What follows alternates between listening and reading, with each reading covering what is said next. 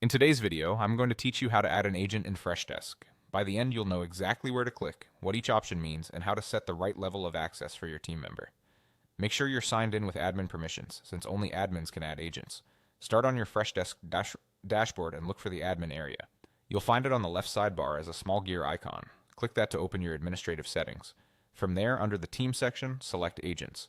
This is where all your current agents are listed and where you'll create new ones. In the top right, click the New Agent button. You'll immediately be asked to choose the agent type. Full-time agents are for your regular staff, and they take up a paid seat on your plan. Occasional agents are for part-time or on-demand helpers, and they use day passes instead of a permanent seat. If you're unsure, think about how often this person will need access. Frequent, ongoing support work typically means full-time. Occasional coverage or seasonal spikes often fit better with day passes. Next, enter the agent's details.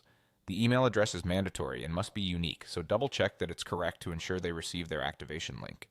You can also add their name and title to keep your team directory clear and professional. Use the title to reflect their responsibilities so colleagues can quickly understand who does what. Now set the scope and role. Scope determines what tickets the agent can see. If you want them to have full visibility across your help desk, choose all tickets. If they only need to work within a specific area, set the scope to their group. For highly focused roles, you can restrict visibility to just the tickets assigned to them. This is a good way to follow a least privilege approach and protect sensitive information. The role defines permissions within Freshdesk. Agent is ideal for frontline work like replying to tickets. Supervisor adds oversight capabilities like monitoring performance.